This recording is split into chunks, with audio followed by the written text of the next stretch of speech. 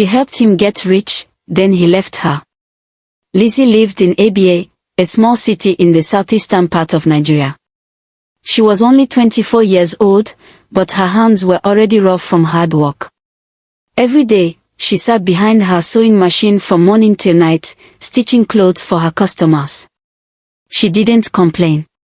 Sewing was her life, and it was how she paid her rent, bought food, and helped her boyfriend, Steve. Steve was tall, dark, and full of dreams. He talked about opening a big electronics store and driving a fancy car. But he had no job and no money. Even though his plans always failed, Lizzy never stopped believing in him. One evening, Steve came to visit her in her small one-room apartment. He looked tired but excited. "Baby," he said, holding her hands, "I have a new business idea. This one will work.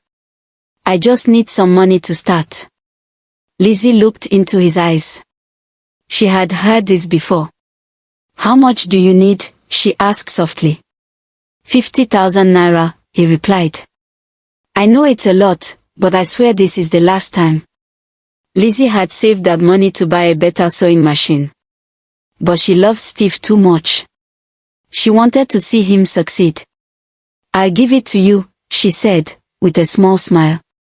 Steve hugged her tightly. "God will bless you for me, Lizzy. You are the best thing that ever happened to me." Later that night, Emmy, Lizzy's best friend, came to visit. She was loud and funny, but she cared deeply for Lizzy. "You gave him the money again?" Emmy asked, sitting on a small plastic chair in the room. "Yes," Lizzy replied. "He promised this will be the last time." Emmy hissed and shook her head. "Lizzy, this is the 5th time. Can't you see? You are the one building his life while yours is stuck." Lizzy frowned. "Steve is not like other guys. He loves me." "My dear," Emmy said, standing up. "When a man is poor, he can say anything. But when he has money, that's when you will see his true face." Lizzy didn't sleep much that night. Her heart was full of hope, but her mind was full of questions. The next few weeks were the same. Lizzy worked hard, and Steve kept asking for more money.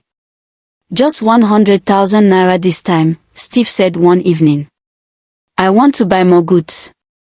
My customers are waiting." Lizzy looked at her small sewing machine. It was getting old, and she needed a better one to take bigger orders. But Steve's voice was sweet, and his eyes were full of dreams. "Okay," she said quietly. "But please, promise me something." "Anything," Steve said quickly. "When you make it in life, don't forget me." Steve placed his hands on her shoulders. "Forget you? Never. You are my queen. The woman of my dreams. When I make it, I'll build a house for you. I'll take care of you forever." Lizzy smiled and gave him the money. Weeks passed, and one day Steve came to her room with big news. "Baby, it's finally happened. I signed a big deal. We are rich." Lizzy jumped up and hugged him. She cried tears of joy. "I knew it. I told you your time would come." At first, everything felt like a dream. Steve gave Lizzy money to expand her shop. He took her out to restaurants and bought her new clothes. He said, "Now it's my turn to take care of you." But after a few weeks, things changed. Steve stopped calling often. When Lizzy called him, he would say, "I'm busy. I have meetings."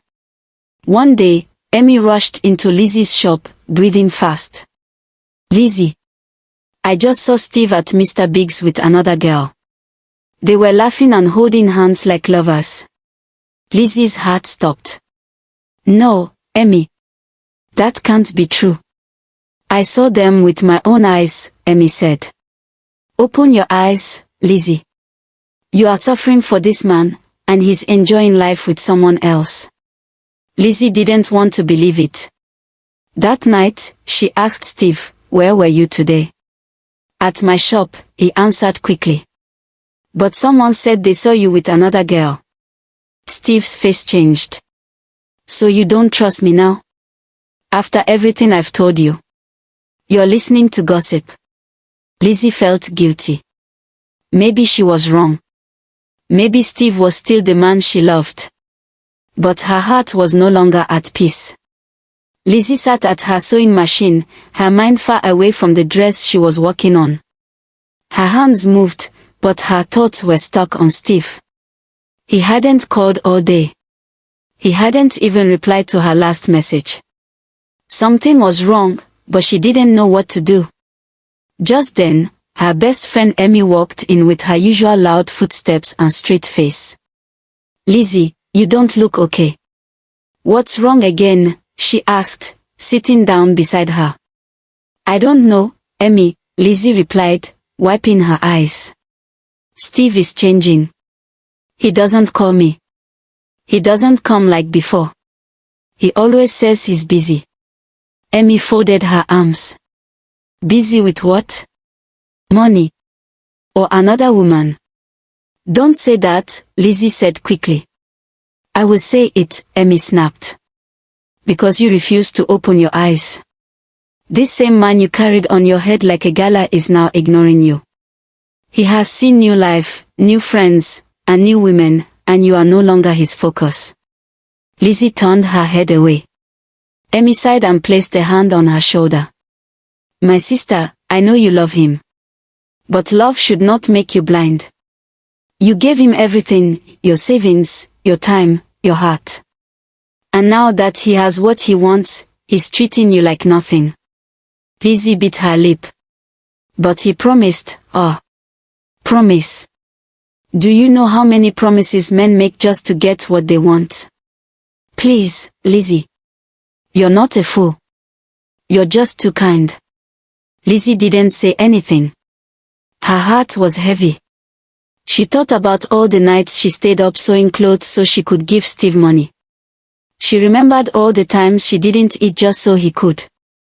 The next afternoon, Lizzy decided to visit Steve at his new apartment in a better part of town. The place was different from her area. Big houses, security men, and expensive cars. She felt out of place, but she had to see him. She knocked on his door. No answer. She waited and knocked again. Finally, someone opened the door. It wasn't Steve.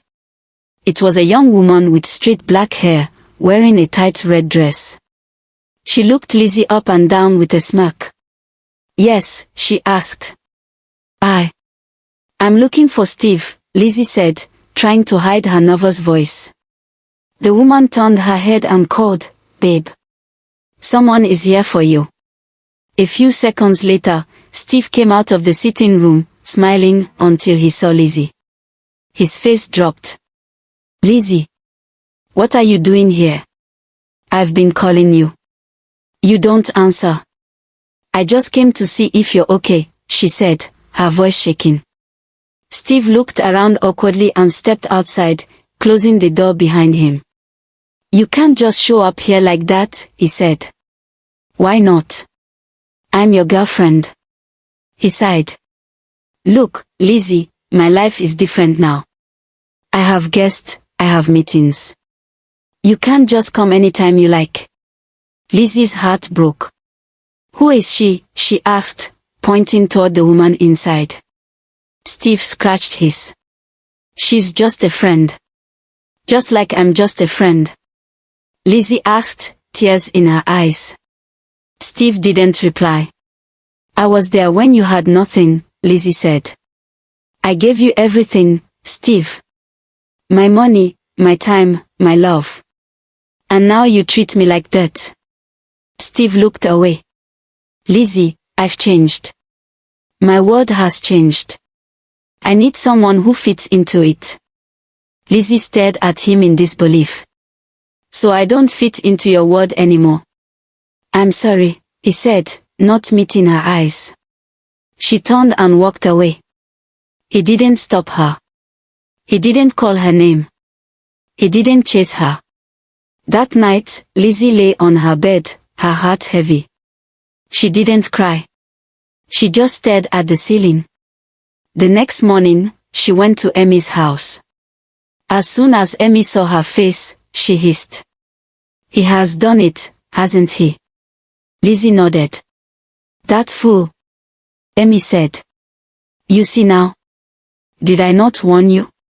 He has made money and now thinks you are not good enough for him.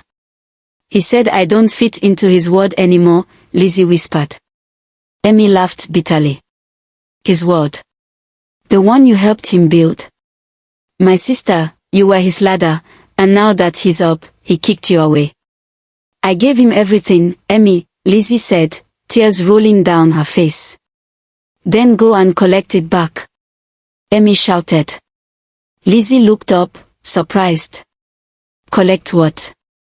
"Your money. Your effort. You funded that boy's business. If he's rich now, he can pay you back. But I did it out of love, and he paid you back with shame." Emmy snapped. "Wake up, Lizzy. Go and get what's yours." For the first time in weeks, Lizzy felt something strong in her chest, not pain, not sadness. It was anger. Righteous anger. That night, she made a list of everything she had spent on Steve. The rent, the food, the business money. It was a long list. The next afternoon, she dressed neatly and went straight to Steve's office. The receptionist tried to stop her, but she walked past her without saying a word. Steve was sitting behind a big desk, wearing a suit and gold chain. When he saw her, he frowned. "What are you doing here?" Lizzy walked to the table and dropped the list. "I came for my money." Steve laughed. "Money? What money?" "The one I used to make you who you are," she said. "I paid your rent, fed you, clothed you, and funded your business. I want every naira back." He stood up, angry. "You gave me those things. I didn't force you. I never begged." Lizzy's eyes burned. "But you promised you'd never forget me." Steve leaned closer. "Let me be honest. When I was broke, I thought you were the best I could get. But now, I know better. You're not in my class, Lizzy. Look at you." He laughed and shook his head. Lizzy took a deep breath, stood tall, and replied, "You may be rich, Steve, but you are poor where it matters most." Then she turned and walked out of his office. Lizzy walked out of Steve's office with her head high, but her heart was heavy. The moment she stepped onto the street, the tears came. Hot, painful tears. She walked and walked until she reached her shop, locked the door, and sat on the floor, crying into her hands. Everything felt like a dream. A bad one. She had loved Steve with all her heart. She had believed in him when no one else did. And now, he had thrown her away like she was nothing. The next morning, she woke up with swollen eyes and a pounding head. She hadn't slept properly, but one thing was clear, she couldn't continue living like this. Emmy came to check on her. "Lizzy," she said gently, "I know your heart is broken, but don't let that man win." Lizzy nodded. "I'm tired of crying, Emmy. He doesn't deserve my tears anymore." Emmy smiled. "That's the spirit. Now it's time to focus on yourself." "But where do I even start?" Lizzy asked. "I've spent all my savings on him." "Then build again," Emmy said. "Brick by brick. You still have your skills, your machine, and your name." Those words stayed with Lizzy. That evening, she took a notebook and wrote 3 things. 1. Grow my business. 2. Be strong for myself. 3. Never forget this lesson. The next day, she opened her shop early. She posted her designs online, shared her contact with old customers, and offered a discount for first-time clients. At first, things were slow. But soon, 1 customer turned into 3, then 5. Her sewing machine buzzed from morning till night. Instead of crying at night, she watched YouTube videos on tailoring and business. She also joined a WhatsApp group for fashion designers. There, she met people who encouraged her and gave her ideas. She saved every naira she made. She stopped giving people free work. If they couldn't pay, they could go elsewhere. After 3 months, she had saved enough to buy a brand new sewing machine. She cried again, but this time, they were tears of joy. Emmy came to celebrate with her. You see, I told you. You're stronger than you think. I just wish I had done this earlier, Lizzy said. Everything happens for a reason, Emmy replied. Steve was a lesson, not your ending. Business continued to grow. Lizzy started sewing uniforms for a nearby private school. She also made outfits for church choirs and weddings. Her name began to spread around ABA. One day, she received a call from a lady named Mrs. 𝐬𝐫𝐸𝐵𝐸. I saw your designs on Instagram, she said. I need someone to sew dresses for my boutique in 𝐬𝐮𝐬𝐫𝐞. Can we meet? Lizzy was shocked. This was her biggest opportunity yet. Yes, Ma. I can travel this weekend, she replied quickly. That weekend, she traveled to 𝐬𝐮𝐬𝐫𝐞 with a small bag and a big dream. She met Mrs. 𝐬𝐫𝐸𝐵𝐸 in a lovely boutique filled with expensive clothes. After showing her some of her best pieces, Lizzy waited as the woman flipped through them. You're talented, Mrs. 𝐬𝐵𝐸𝐵𝐸 said. I want you to make 10 pieces for my new collection. If they're good, I'll place bigger orders. Lizzy's eyes widened. Thank you, Ma. I won't disappoint you. When she returned to ABA, she worked day and night on the 10 dresses. She put her best into every stitch. 2 weeks later, Mrs. 𝐬𝐵𝐸𝐵𝐸 called. My customers love your designs. Can you handle 50 dresses? Lizzy almost dropped the phone. Yes, Ma. I can. But there was one problem, she couldn't do it alone. That day, she called Emmy. I want to hire someone. I need help. Then do it, Emmy said. You're growing. You need a team now. Lizzy found a young girl named Ifeanyi, a student who wanted to learn tailoring. She hired her as an assistant and began training her. Within a year, Lizzy's small shop had turned into a mini fashion house. She had 3 workers and was getting orders from all over the state. People in ABA now called her Madam Lizzy. Even children on the street greeted her with smiles. One evening, she stood in front of her shop and smiled. The sign now read, Lizzy's Touch, Where Style Lives. She remembered all the nights she cried over Steve. Now she was too busy living her dream. But life still had more surprises. One morning, a black SUV stopped in front of her shop. A tall, neat-looking man stepped out. He wore a clean suit and had a friendly smile. Good morning, he said. Are you Lizzy? Yes, I am. My name is 𝐬𝐮𝐬𝐿. I run a clothing company in Port Harcourt. Someone told me about your work. He handed her a card and said, I'm looking for someone to make exclusive styles for my men's line. Can we talk? Lizzy smiled. Of course, sir. Please come in. As they sat down to talk, something about Desmond felt different. He was calm, respectful, and very professional. When he left, Lizzy sat still, thinking. Not just about the business deal, but about him. Maybe not all men were like Steve. I hope you enjoyed the tale.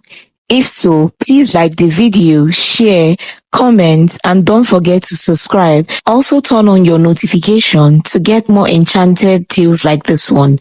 Goodbye.